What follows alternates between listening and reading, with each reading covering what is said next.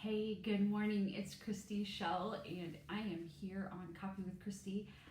If you don't know who I am the owner and founder of Zeal Coaching for Life and Careers, and we practice coaching and life and career selection all at my practice in Troy, Ohio. So today I want to talk to you about a hugely controversial topic, which is kind of counterintuitive. But I'm going out on a limb and I want to just talk about this idea. You don't have to agree with me. A few big ideas about why faith is so important. Okay, so I don't care what kind of faith you have. I don't care if you are spiritual or Christian or Muslim or whatever. I don't care about that. I feel like when you talk to people about religion and you really get to the heart of it, we all are trying to, all the faiths are trying to find words and meaning and understanding in something that we're not supposed to really truly understand. And so, but we have similar experiences. We all have the same experiences. And I kind of want to talk about the crossroads of all of those and to really give an idea about, if you're not faithful, why you might want to be. Okay, I don't care what kind of faith it is. But I have two questions for you. Okay, do you believe you are a spiritual being having a human experience? Okay, the question means, do you think that there is something magical, mystical besides the physical world of what we've seen? Okay.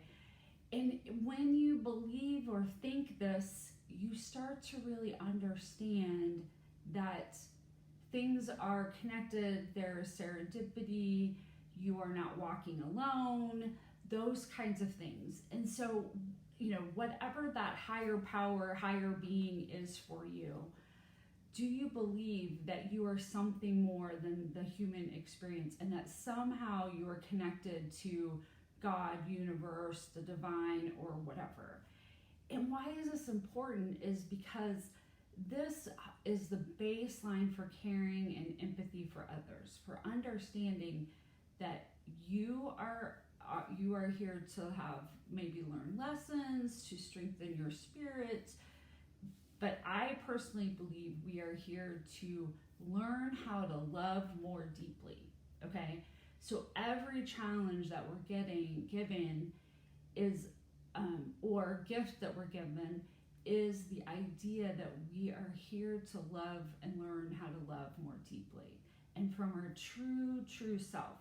So this is the foundation of how we coach at my practice, because we talk about there's three people, and one of them, and the core one, and the queen, is your soul. And often we don't feel the connection to that. We're so worried about society or survival or being accepted or pleasing others or whatever, that we lose track of what maybe our soul is here to learn and gain and give and contribute to the world. And it's a very much deeper place that is really critical. Because when you line up to those parts of who you are, when you line up to that real soul piece, that is when you're happy, okay?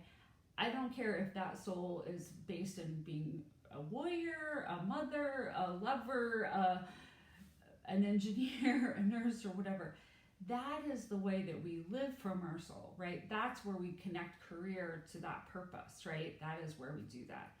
But do you even acknowledge that you might be a spiritual being having a human experience, okay?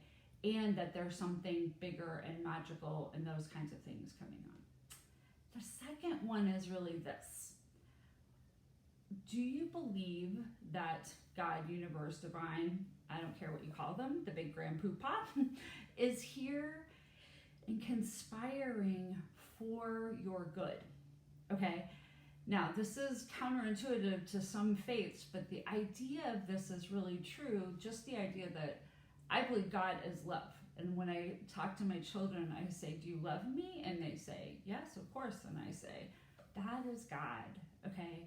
And so is God conspiring to help you for the good? Good meaning it could be giving you all the things you want. It could be giving you all the challenges that you need to grow. It's dropping fear and the things that hold you back because you need to learn that lesson. And that emotions are an extension of your thoughts and maybe ego, and not always from a spiritual base. Okay, and so to go back and really understand that God is conspiring for your growth and love, and for your soul to evolve into something where you are learning to love more deeply. And so it's just really, it's a deep subject. I know it went way deep. Last time we're talking about bringing people into your lives and on the front porch, on the lawn, across the street. But today I'm talking about deep inside of you. Do you really think about, do you honestly believe that God is conspiring for your good? Okay, because it changes everything about how you move through the world.